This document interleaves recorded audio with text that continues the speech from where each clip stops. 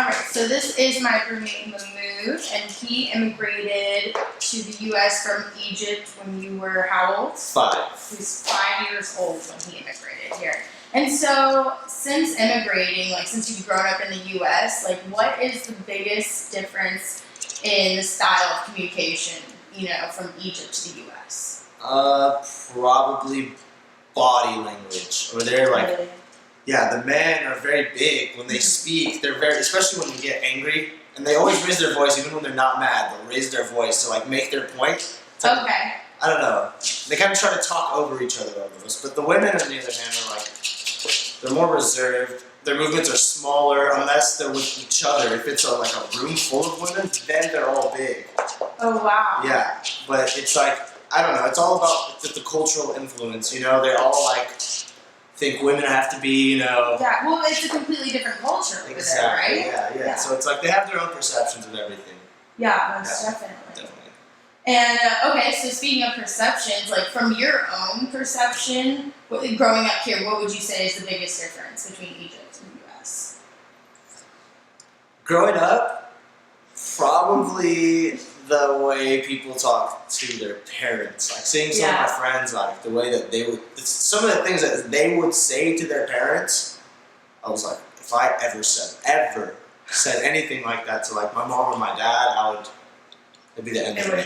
Yeah, it would not be a good time for me. Really, like what would happen? Like, well, it's like, alright, so specifics.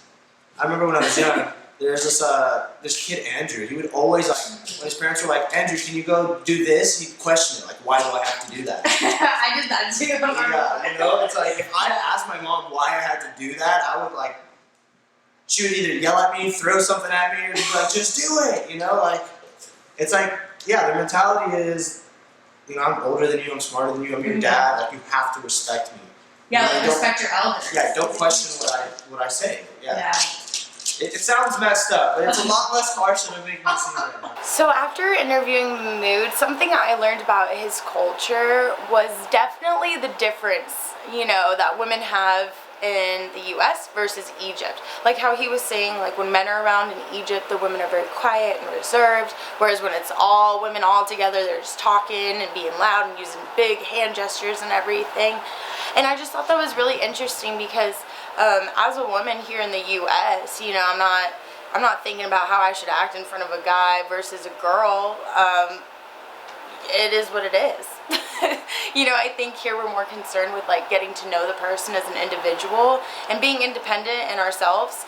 And so it's just kind of different to think about because as a woman, you do have to think about the men first, and you're not necessarily like the independent individual you would be here in the U.S. And so coming from the individualist point of view, it's really interesting to think about because it's kind of like a foreign concept because I don't think that I could ever really be a part of a society like that where that would be my role because I'm so accustomed to thinking, independently and being my own person.